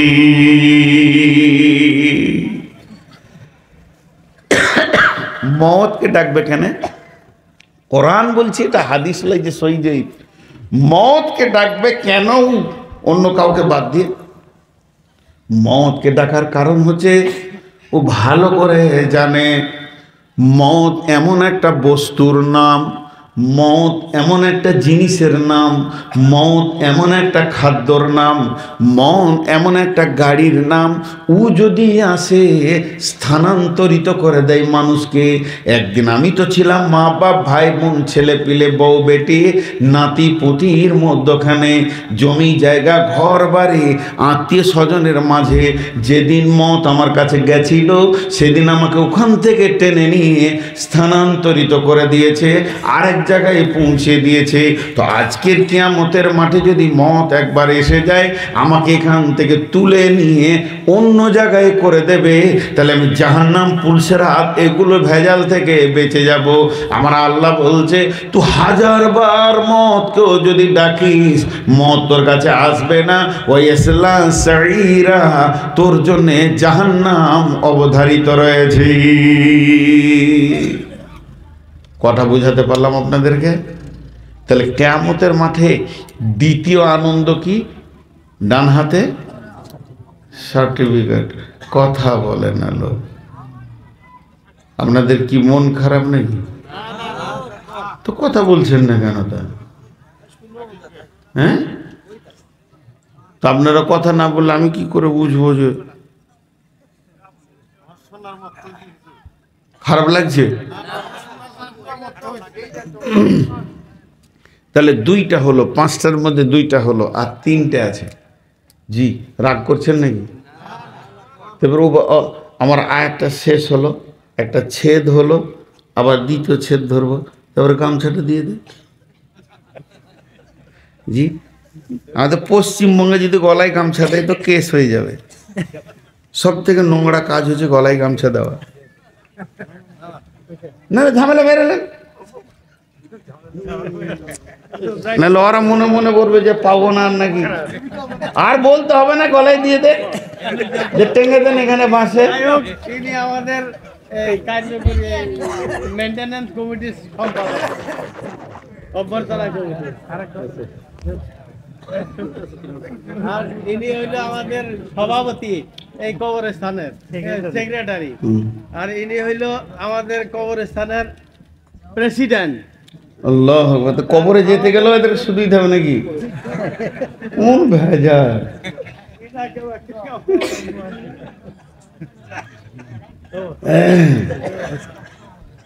আপনাদের বিরক্ত লাগছে কি?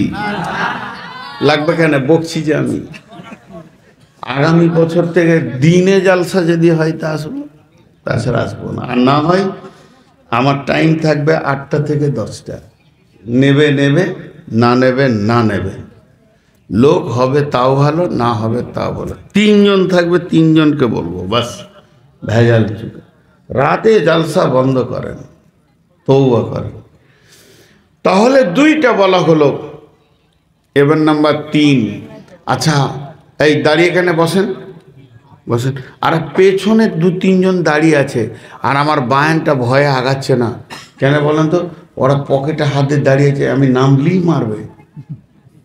খালি বলছি তুই নেমে দেয়। ওরা বসছে না, কিন্তু ওদের বংশের লোক বসে না।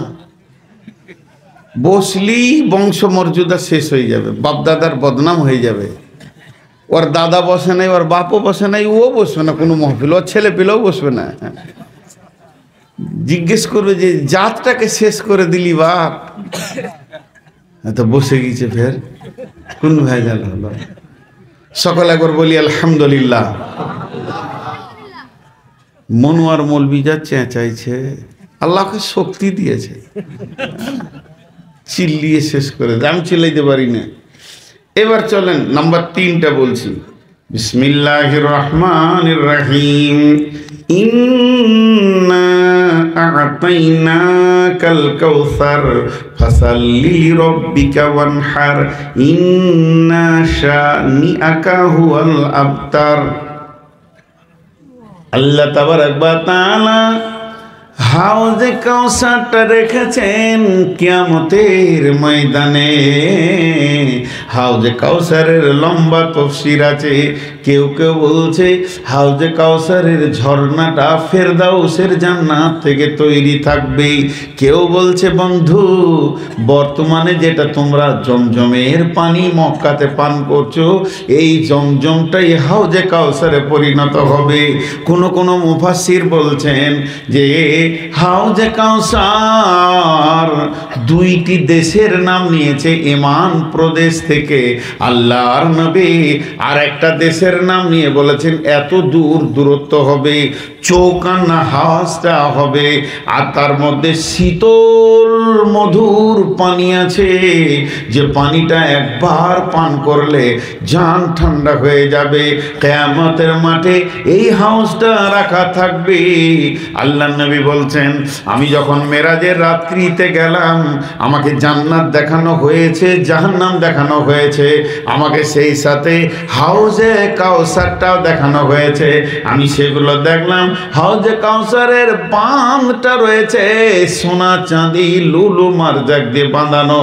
শুধু এই পর্যন্ত নয়, ওই বাঁধের পারে ছোট ছোট ছোট ছোট হিরে মণি মাণিক্য দিয়ে ছোট ছোট অট্টালিকা বানানো রয়েছে, বড় সুন্দর। সেখানে যেন উদ্যানের মতো মানুষ আনন্দ করতে পারে, পার্কের মতো সাজানো রয়েছে। আমি হিরে চাঁদির মণি মাণিক্যের পাখিও দেখেছি, হাউজে কাউসারের পারে তারা বিচরণ করছে। কিন্তু ওখানে পেয়ালা রয়েছে, পেয়ালা একটা নয় দুটা নয়, আসমানের তারার মতো কোটি কোটি জুলজুল করে চলছে। বিশ্বনবী একটা করে ধরবেন আর তার উম্মতকে ধরিয়ে দেবেন। এই উম্মত যে পানি পান করে নেবে তাকে কিয়ামতের মাঠে আর পেপাসা লাগবে না। শুধু তাই নয়, ওখানে দুই দিকে কলাকশিপেল গেটের মতো পর্দা দেওয়া রয়েছে। বিশ্বনবীর উম্মত যে হবে না, যে বিশ্বনবীকে নিজে আনতে পারেনি, বিশ্বনবীর সাথে যার কোনো সম্পর্ক ছিল না, ওই লোকটা যখন পানি পান করতে যাবে, বেঈমানরা, মুশরিকেরা, মুনাফিকেরা জোর করে রসুলের কাছে পানি পান করতে যখন যাবে, ওই গেটের মতো পর্দাটা চলে আসবে আর বলবে সোহকান সোহকান লিমান গাইয়ারা মিন দীনি, সোহকান সোহকান লিমান বাদদালা মিন দীনি। দূর হয়ে যা, দূর হয়ে যা, তুই আমার দিনের ভিতরে লস, তুই আমার সাথে তোর কোনো সম্পর্ক নাই। ওই লোকটা পানি পাবে না।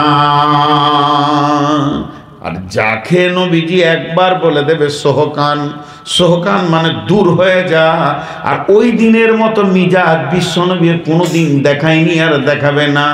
যখনই একবার বলে দেবে দূর হয়ে যা, ওখানে দুই ধরনের ফেরেশতা থাকবে। জান্নাতের ফেরেশতা থাকবে অভ্যন্তনা দেওয়ার জন্যে, বিশ্বনবী যাকে পানি পান করিয়ে দেবেন, জান্নাতের ফেরেশতা ঘেরে নিয়ে বলবে আহালান সাহালানি আহালাল জান্নাহ, এসো সুসংবাদ ওলা, এসো, চলো তোমার সঙ্গে আমরা রয়েছি, পুলসেরাতে পার করে দিব, জান্নাতে পৌঁছে দিব। তুমি আজকে আমাদের মেহমান, আমার নবী পানি পান করিয়েছে। আর যাকে পানি পান করাবে না, খালি একবার বলবে সোহকান, আর লোকটা বারবার রিকোয়েস্ট করে চেষ্টা করবে পানিটা পান করার। দ্বিতীয় কথা বলতে গেলি ঘাড়ে ধরবি জাহান্নামের ফেরেশতা, টানতে টানতে নিয়ে গিয়ে জাহান্নামে ফেলবে। এরই নাম হলো হাউজে কাউসার। এটা কিয়ামতের ময়দানে রয়েছে। হাজি ভাই, এটা পানি, এই পানিটা হালাল, পরিষ্কার পানি, ভালো পানি, মিনারেল ওয়াটার, সুন্দর পানি। এই পানিটা আমি পানি পান করতে পারবো, করছি, আর পারবো করতে? কথা বলে না সবাই। মুখ খুলেন, কেন এত মুখ বন্ধ করে আছেন? এই পানিটা পান করতে পারবো? পারবো। দেখেন এই পানিটা ভালো সুন্দর পানি, কেন পান করতে পারবো না? এখন যদি আমার পানি পান করতে মন যায়, এখন বলেন পানিটা পান করতে পারবো না। বাম হাতে চলে গেছে, আর না, এই হাতে ছিল। হ্যাঁ, কারণ এখানে কে রয়েছে? রসুল রয়েছে। রসুল বলছেন ডান হাতে পান করো, বাম হাতে না, রুখে যাও। তো যে রসুলের সুন্নতকে সারা জীবন মেনেছে, ওর জন্য সেদিন পানি ফ্রি হবে। আর যে চেঁচেছে, ছেটেছে, চাঁচা ছাঁটা সব একই মাল। যে ছেটেছে ও ওই একই মাল, একদম হাত দিয়ে নিয়ে দেখেন, দুটা চলে এসছে এই পর্যন্ত। জি, কোনো কথা শোনা হবে না ওখানে, কোনো কনসিডার নাই। একটা ছেলের নাম ছিল খোরাইন। কি নাম বললাম? খোরাইন। মদিনা ভারী। তো মসজিদে নববীতে রসুল বসে বসে গল্প করছে, সাহাবীরা আছে, এমনি দিন দুনিয়ার কথা চলছে, কোরআন হাদিস নয়। তো আল্লাহ রসুল কথা বলতে বলতে বলতে বলতে হঠাৎ বলছে খোরাইমের মতো ভালো ছেলে মদিনাতে নেই। খোরাইম খুব ভালো ছেলে। নেমার রসুল ও খোরাইমান, আল্লাহ রসুলের মুখ থেকে বের হলো। কিন্তু আর খালি দুটি খারাপি আছে। কয়টা খারাপি? দুটা। একটা লম্বা চুল রেখেছে, যেটা সুন্নতের বাইরে, সুন্নতি লই। আর কি করেছে? টাকনুর নিচে কাপড় পরেও ঝেঁটিয়ে বেড়ায়। এরই মধ্যে একটা সাহাবী ওকে দেখতে পেয়ে বলছে, খোরাইম শোন শোন শোন। তো কাছে গেল, বলে তোর নাম নিয়েছে রসুল আজকে। আল্লাহ, তোর নাম নিয়েছে রসুল আজকে, তোর কলিজাটা কত বড় হচ্ছে। বলছে ঠিক নাকি? বলে হ্যাঁ। রসুল কি বলেছে? বলছে মদিনাতে যত ভালো ছেলে আছে, ভালো ছেলেদের মধ্যে খোরাইম একটা ভালো ছেলে। কথাটা বুঝাতে পারলাম? আচ্ছা বলেন ওর মনটা কেমন হবে? খুশি হবে কি না? ওর চেহারার ভিতরে একটা আনন্দ ফুটে উঠলো। তখন যে ওকে খবর দিচ্ছে সে বলেছে, খালি তোর দুটো জিনিস খারাপ, এটা রসুল বলেছে। তা মুখটা নেমে গেল, যত খুশি তত মুখ নেমে গেল।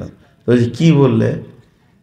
নবীজি বলছেন খোরাইম ভালো ছেলে, ভালো মানুষ, মন ভালো, দিল ভালো, আমল ভালো। খালি খোরাইমের দুটি খারাপই আছে, একটা লম্বা লম্বা চুল রেখেছে, যেটা শরীয়ত মানে না, আমি মানি না, রসুল মানছে না। আর একটা হলো টাকনো নিচে কাপড় পরে হাঁটছে, এটা রসুল মানছে না। খোরাইম দেখলো কখন যাব নাপিতের কাছে, কখন যাব চুল কাটতে, লাইন দিব, 3 জনের পরে পাবো, 7 জনের পরে পাবো, ওই ভেজালে আমি যাব না। আমার নবী আমার চুলকে অপছন্দ করেছে। বাড়ির ভিতরে গিয়ে একটা চাকুকে নিয়ে এমনি করে ধরছে আর কাটছে আর বলছে, ওরে চুল তোকে আমি এক্ষুনি কেটে ফেলে দিব। আমার রসুল নারাজ হয়েছে, ওই চুল আমি রাখবো না। এমনি করে পায়জামাটাকে ধরলো, ফরাত করে ফেলে দিয়ে চাকু করে কেটে ছুঁড়ে ফেলে দিল। যেটা আমার রসুল মানে না, ওটা আমি মানতে পারবো না। তার মানে তার রসুলের প্রতি কত প্রেম ছিল যে চুলটা কাটতে লেট করব না, চাকু দিয়ে কেটে ওই চুলকে ছুঁড়ে ফেলে দিল। চুলের গুষ্টিকে বেঁচে খেয়ে নি, কারণ চুল আমি রাখতে চাই না, আমার রসুলের চুল অপছন্দ করেছি। বলেন দাড়ি চাঁছাড়া কি করবেন? আর যাদের মাথায় চারিদিকটা নেড়ার মাঝে চুল, এটা কোন রসুলের? এটা কোন রসুলের যুবকের দল? এটা ইহুদিদের কাছ থেকে এসেছে। এর ভিতরেই ইহুদি আছে, যদি চুল দেখা যায় তা বলে দিতে পারবো। রসুলের সুন্নত মানে না। ইহুদিরা দেখিয়ে দিয়েছে চারিদিকটা নাড়া করে নিয়ে মাঝে রেখে দে। আর এই চারিদিকে নাড়ার মাঝে চুল দেখলে আমার পা সুর করে। ওটা দেখে মনে হয় জুতার বিরাস, জুতাটা মুছে নিলে ভালো হয়। ওই চুলে যে জুতো মুছে কি জুত হবে আল্লাহ জানে। জুতোর যত ময়লা আছে মুছে লিয়া যাবে। হ্যাঁ, চারিদিকটা নাড়া করে দে, মাথার মাঝে চুলে ভাবছে এলাকার আমি মাস্তান। আস্তাগফিরুল্লাহ। তো কিয়ামতের মাঠে 3 নম্বর নিয়ামত হচ্ছে হাজে কাউসারের পানি। নাম্বার 4 নম্বরের নিয়ামত। বন্ধুরা আমার, সামনে আর কয়টা দিন বাকি আছে মাত্র। এখন চলে আসছে কি? চলে আসছে তত্তর করে আমাদের সামনে দিয়ে আগিয়ে চলে আসছে। তার নাম হলো রমজানের রোজা। আমরা রোজা রাখবো তো ইনশাআল্লাহ। কে কে রোজা রাখবো না হাত তুলি। আল্লাহু আকবার, এতগুলো লোক বেঁচে রাখি। হ্যাঁ, এতগুলি লোক আপনারা রোজা রাখবেন না গো? সুস্থ শরীর আছে তাও রোজা রাখবেন না? বুঝি নাই, আমাকে বলেন রোজা রাখবেন না কেন? ও ভুল বুঝে তুলেছেন। সবাই রোজা রাখবো ইনশাআল্লাহ। ইসলামেরি সৌদানিয়ে আসছে ধরাই রমজান। ভোরের আগে নিয়ত বান্ধ, ভুল করো না মুসলমান। ঠিক না ভুল? রমজানের 30 রোজা রমজানেরই 30 রোজা মাফ হবে তোর গুনার বোঝা। মাসুম শিশুর মতো আল্লাহ জীবন তোমায় করবে দান। ভোরের আগে নিয়ত বন্ধ ভুল করো না মুসলমান। ঠিক আছে না? এই মাসেতে একটি রাত্রি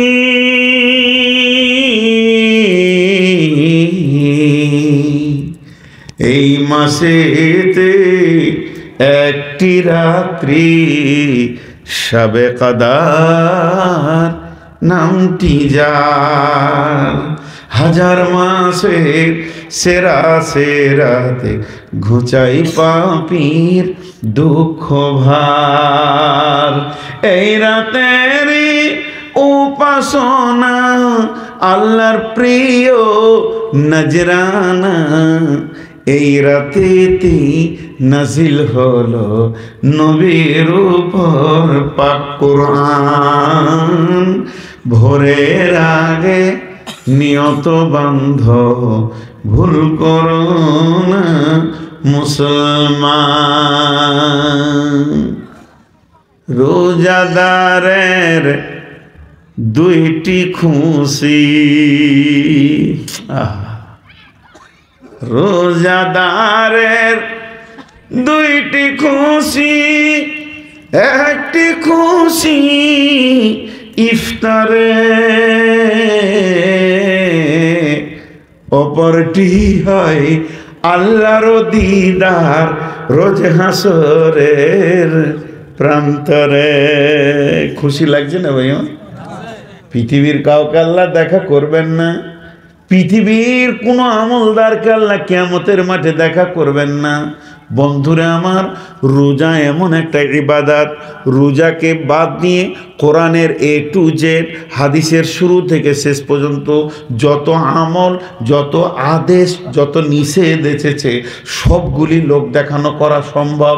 মানুষকে দেখিয়ে রোজা করা সম্ভব, দান করাও সম্ভব। কিন্তু পৃথিবীতে একটাই আমল আছে যে আমলটা লোক দেখানি হয় না, ওটাই হলো রোজা। আল্লাহ তাবারক ওয়া তাআলা বলছেন, এটা যে করে সে আমার জন্যই করে। ইয়াকুলুল্লাহু আযজা ওয়া জাল কুল্লু আমাল ইবনে আদম লাহু লিসিয়াম ইল্লা সিয়াম ফাহুয়া লি। যতগুলো ইবনে আদম আমল করে তার আমল তো করে কিন্তু একটা আমল আমার জন্য করে, সেটা হলো সিয়াম।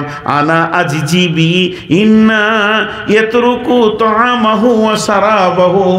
তারা খাবারকে, পান করাকে ছেড়ে দেয়, শুধু আমার জন্য ছাড়ে। এখানে কোনো রকম রিয়া তাকাব্বুর ঢুকবে না। যে রোজা রাখে সে আমার জন্যই রাখে। আনা আজিজি বিহি। এই রোজার বদলাটা কি?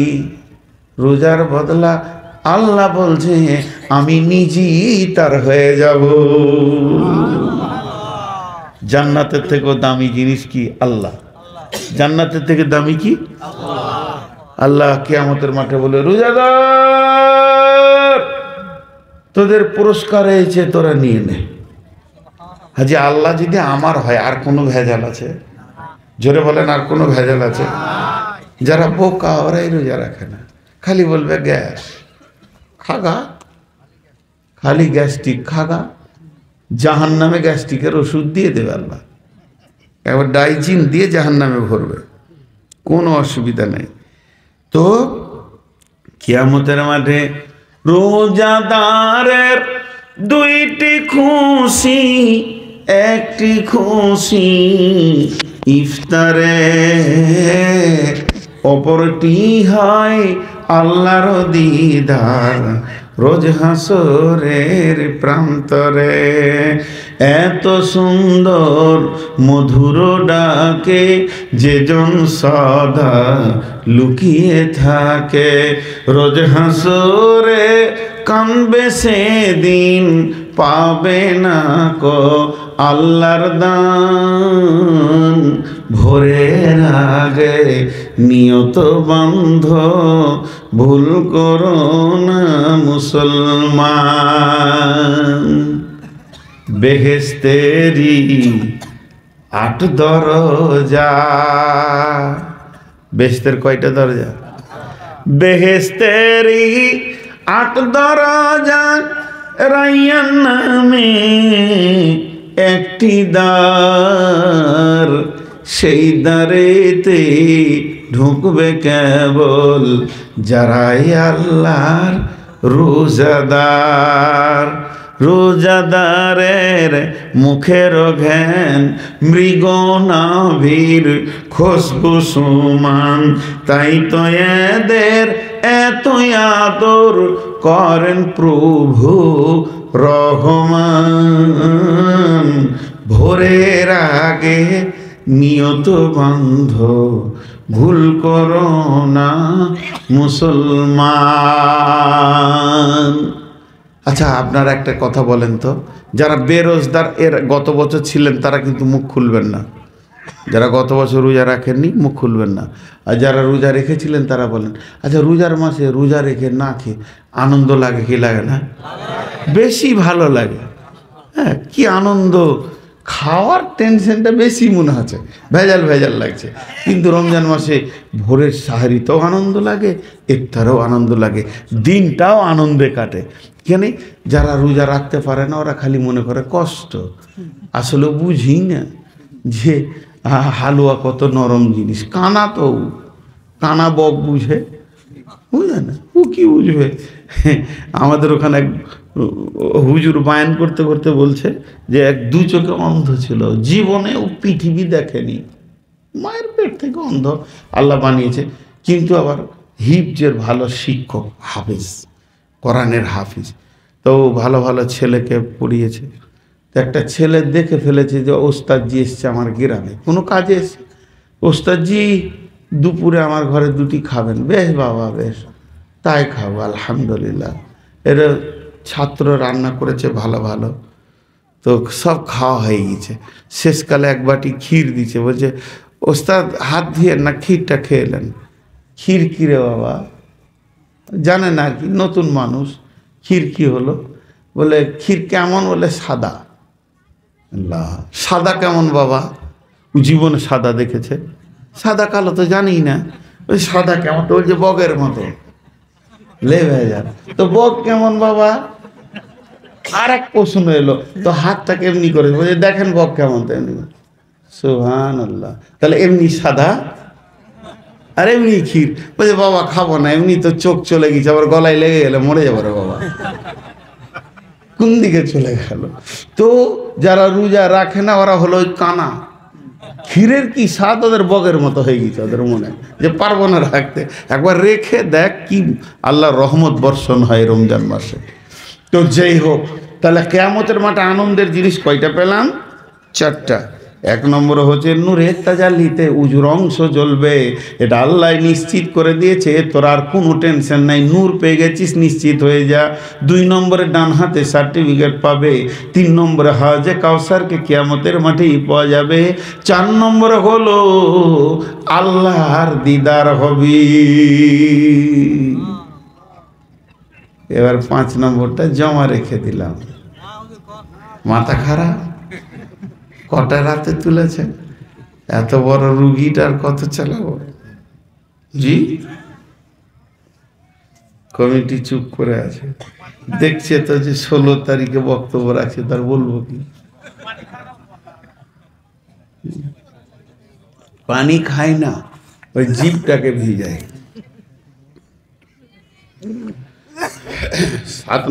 5 নম্বর হলো,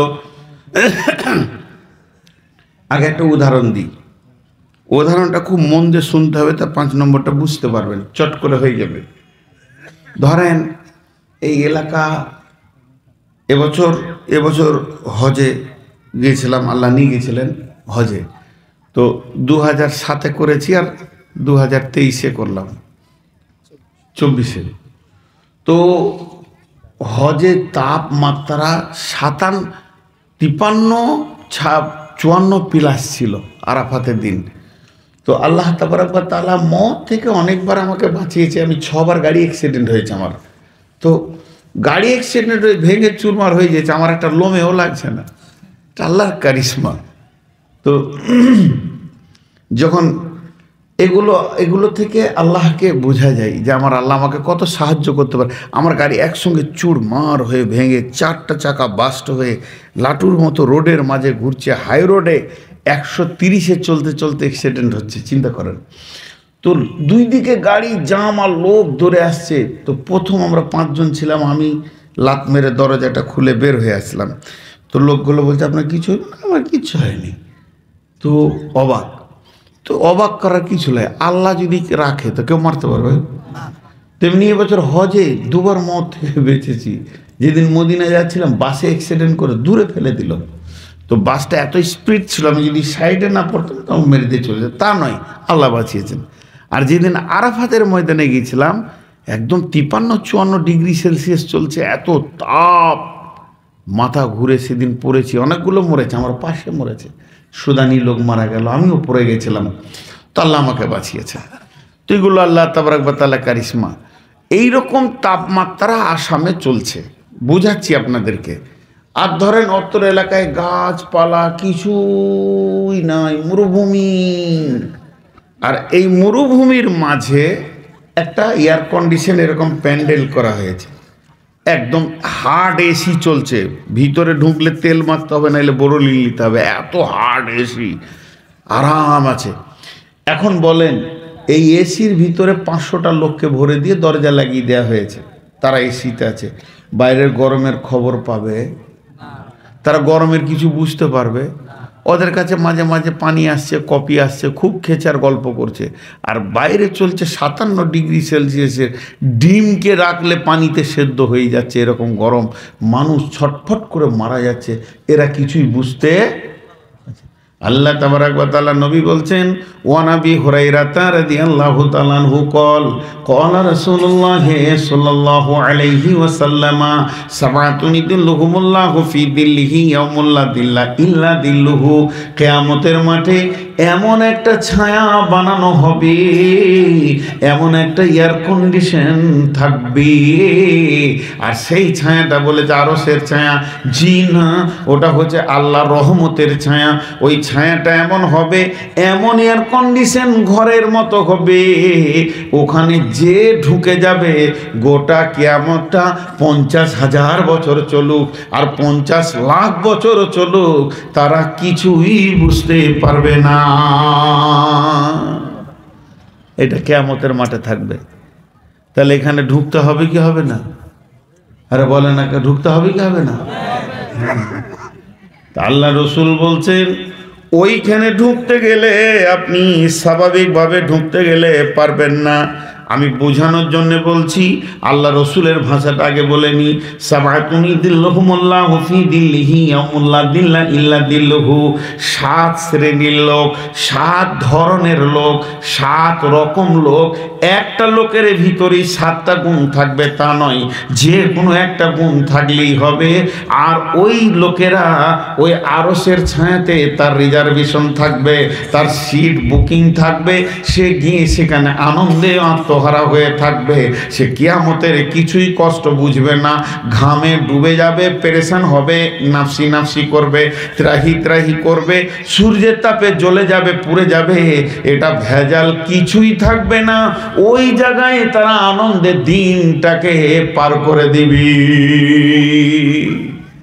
আমি বোঝানোর জন্য বলছি, ওর 7খানা কাউন্টার আছে, 7 রকম আমলের মানুষ ওখানে থাকবে।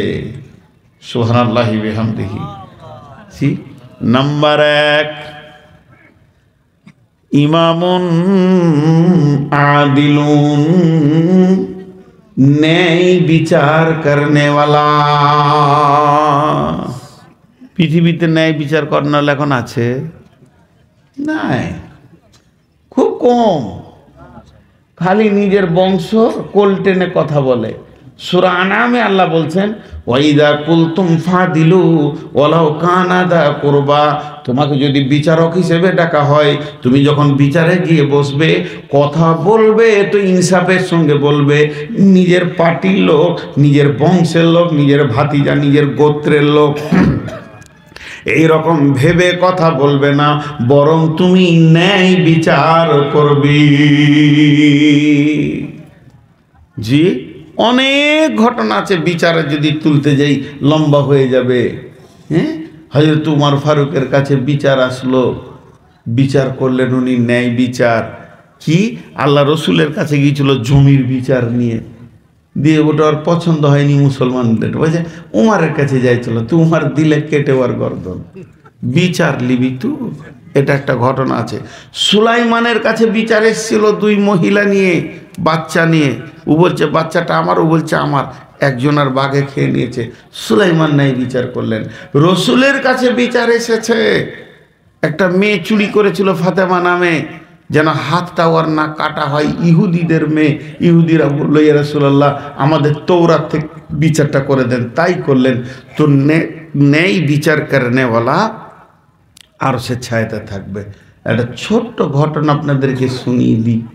জি, ন্যায় বিচার কাকে বলে?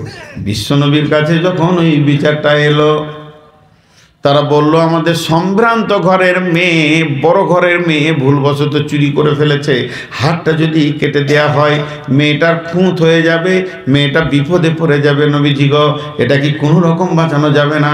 নবীজি বলছেন না, আমি ন্যায় বিচার করব। তখন ওরা বলল ঠিক আছে, তাহলে আমাদের তওরাত থেকে বিচারটা করে দেন। নবীজি বলেন ঠিক আছে, যাও তোমরা তওরাত নিয়ে এসো, তোমরা আমাকে নবী বলে এখনো মানোনি, তোমরা যখন ইহুদি হয়ে আছো তাহলে নিয়ে এসো, তোমাদের তওরাত থেকে তোমাদের বিচারটা করে দিব। ওরা তওরাতের পণ্ডিত নিয়ে আসলো, তওরাতের হাফেজ নিয়ে আসলো। এবার হাফেজটাকে বললো ভাই, তুমি রসুলের কাছে গিয়ে যখন বিচার চলবে তখন তুমি চুরির কি শাস্তি আছে, হাত কাটা শব্দটা টপকিয়ে দিয়ে পড়ে দিও। ওইখানটা পড়বে না, বাদ দিয়ে পড়ে দেবে। হ্যাঁ, তাহলে ও তাল পাবে না যে হাত কাটতে হবে কিনা। ঠিক আছে, বিচারে বসলো। হ্যাঁ, আর তার আগে একটা সাহাবীকে আল্লাহ রসুল তওরাতের হাফেজ করে নিয়েছিলেন, ওদেরকে খবরই নেই। ওকে পাশে বসিয়ে রেখে যায়, তুই এখানে বস। ও যখনই টপকিয়ে দিছে তখন এই হাফেজটা বোঝে, ঠিক করে পর, কোন ভেজাল করছিস তুই? ওরে সুবহানাল্লাহ, ধরা খেয়ে গেছে। আল্লাহ রসুল তখনই বলেছিলেন লাউকানা বিনতি ফাতেমাতা, এটা যদি আমার বেটি ফাতেমা হতো, আমি নবী নিজের হাতে হাতটা কেটে দিতাম। অতএব শুনে লাও, ন্যায় বিচার করনেওয়ালা ওই আরশের রহমতের ছায়াতে একটা জায়গা পেয়ে যাবে, তার জন্য দরজা খোলা থাকবে। পৃথিবীতে যে ন্যায় বিচার করেছে আল্লাহ তাকে গদিতে বসিয়ে দেবেন, সোফাতে আরাম করবে। কিয়ামতের কত তাপ চলছে, কত ডিগ্রি চলছে, কিছুই বুঝতে পারবে না। দেখেন পৃথিবীতে ন্যায় বিচার করা কত লাভ। রাজার ছেলে হরিণ শিকার করতে গেছে, এটা গল্প বলছি, ফের বাদশাদের গল্প। এটা আবার ভাবিয়েন না যে বুখারি মুসলিমা আছে, বোঝানোর জন্য বলছি। হরিণ শিকার করতে গেছে, তো হরিণটাকে এরকম করে শীতের ফরক করে মেরে দিয়েছে যে তীরটা, আর হরিণটা ফরক করে লাফিয়ে উঠেছে। লাফিয়ে উঠে হরিণকে না লেগে ওর তলা দিকে নদীর ধারে একটা বিধবা মেয়ে কাপড় কাটছিল, ওর বেটাটা বস দাঁড়িয়ে দাঁড়িয়ে কাঁদছে, বাচ্চা ছেলে মায়ের কাছে চকলেট লিবে, বিস্কিট লিবে, কাঁদছে, আর কাপড় সাফ করছে। ছেলেটার কানে লেগে মরে গেল। তীরটা যে ছেলেটার কানে লাগলো, পড়ে গেল আর মরে গেল। বিধবা কোলে ছেলে নিয়েছে, রাজ দরবারে হাজির হয়ে গেল। রাজার সামনে লাশ নামিয়ে দিলে, বিচার করেন ওর বেটাই মেরেছে, রাজকুমার মেরেছে। রাজা, দেশের রাজা রাজকুমার মেরেছে, ছেলেটা মার্ডারের আসামি হলো রাজা। এটা উদাহরণ দিচ্ছি। রাজা কাজীকে ডাকলো, বিচার করো। রাজা বসে আছে গদিতে, কাজী এসে বসলো, বিধবা দাঁড়িয়ে আছে, চোখের সামনে লাশ পড়ে আছে। কাজী বলল দুটো সিপাহীকে, যাও রাজকুমারকে নিয়ে এসো। রাজকুমারকে নিয়ে এসে কাঠগড়ায় তোলা হলো। তো রাজকুমার আবার তীরটাকে সাথে করে নিয়ে এসছে, ওই তীরটাই নিয়ে এসছে, এখন ফলা রেডি করা আছে, এমনি করে তীরটাকে রেডি করছে। যখন বিচার চলছে তো আবার তীর রেডি করছে। তীরটাকে আবার রেডি করছে। মাটাকে মারবে নাকি রে? এর মাথা গরম হয়ে গেল নাকি?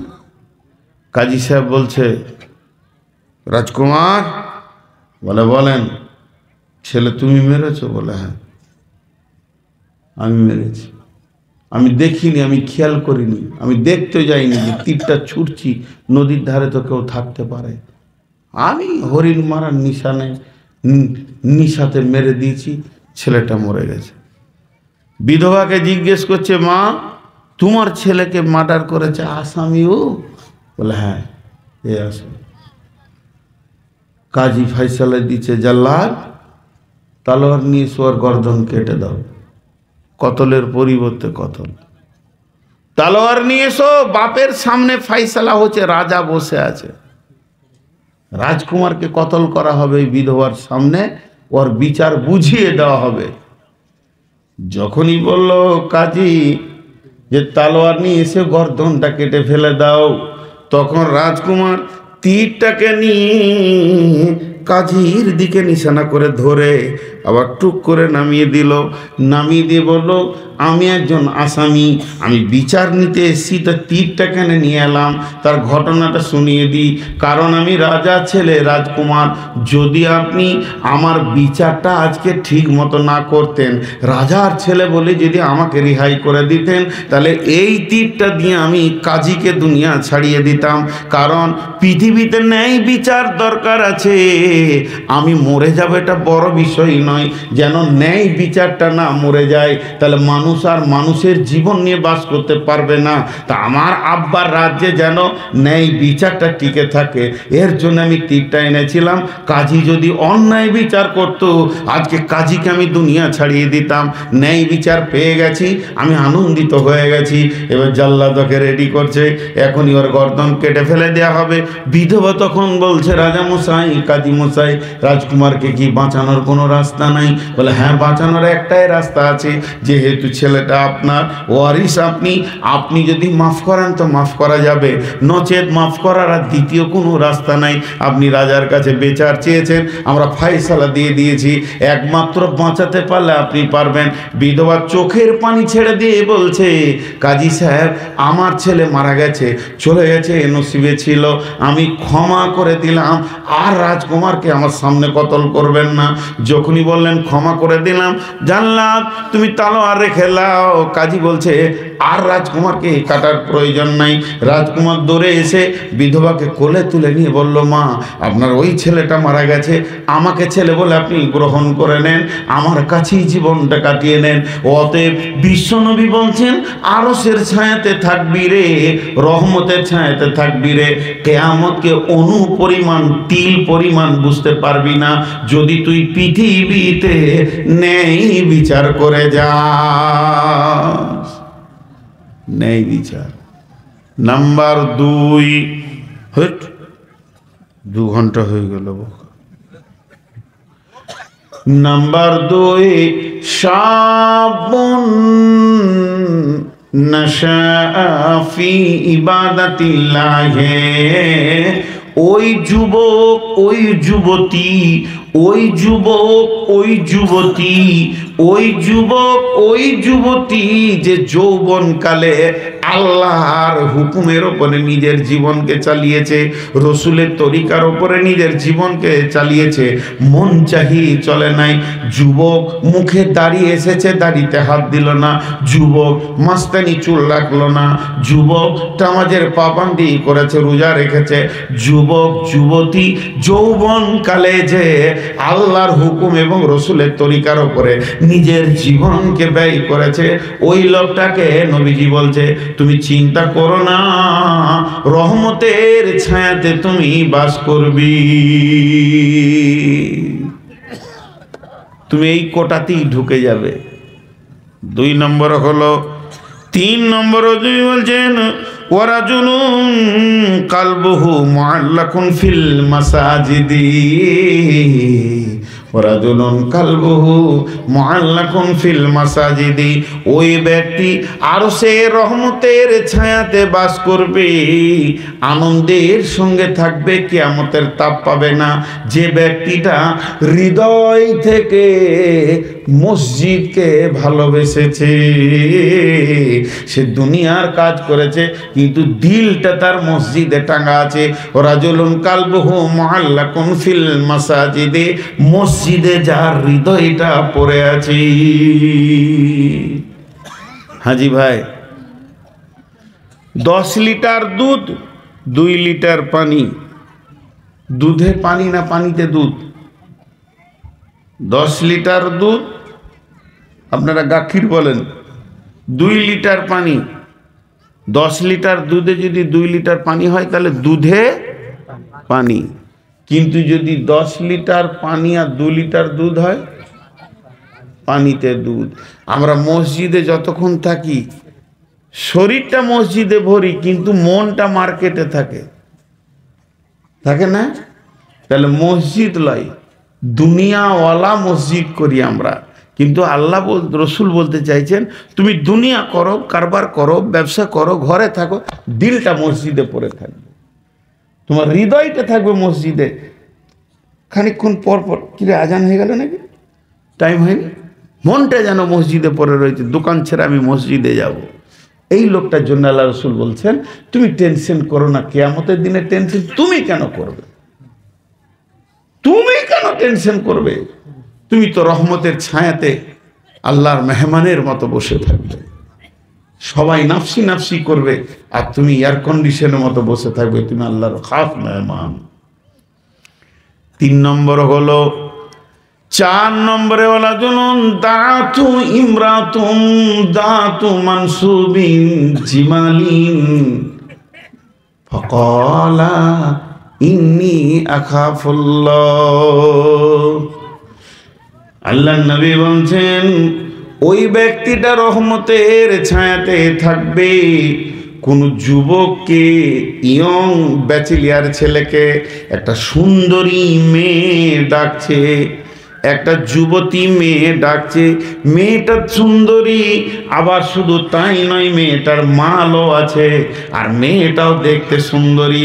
তাকে ডাকছে বন্ধু আয়, জীবনের আনন্দটা লুটে নিয়ে চলে যা। আর ওই অবস্থায় যুবকটাকে উত্তর দিচ্ছে, ও আপামনি, বোন আমার, তোমার কাছে যা আছে আমার তা দরকার, কিন্তু তোমার আমার মাঝে একটা প্রাচীর রয়েছে, ইন্নী আখাফুল্লাহ, আল্লাহর ভয় তোমার কাছে আমাকে যেতে দিচ্ছে না। এই কথা বলে মেয়েটার কাছ থেকে যে বেঁচে যেতে পারবে, আল্লাহর নবী বলছেন ও রহমতের ছায়াতে বাস করবি। আরো সে ছায়াতে বাস করবে। কয়টা হলো?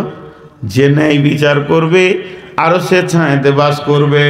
যে যৌবনকালে আল্লাহর ওপর দিনে হুকুমের ওপরে জীবন চালাবে, রহমতের ছায়াতে সে বাস করবে। যার দিল মসজিদে পড়ে থাকবে, রহমতের ছায়াতে বাস করবে।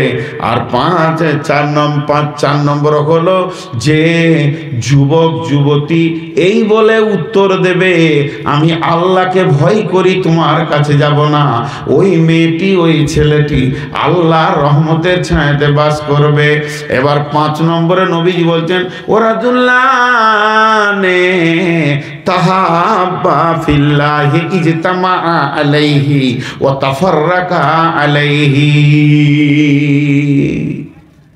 জি, আত্মীয় কয় রকম বলেন?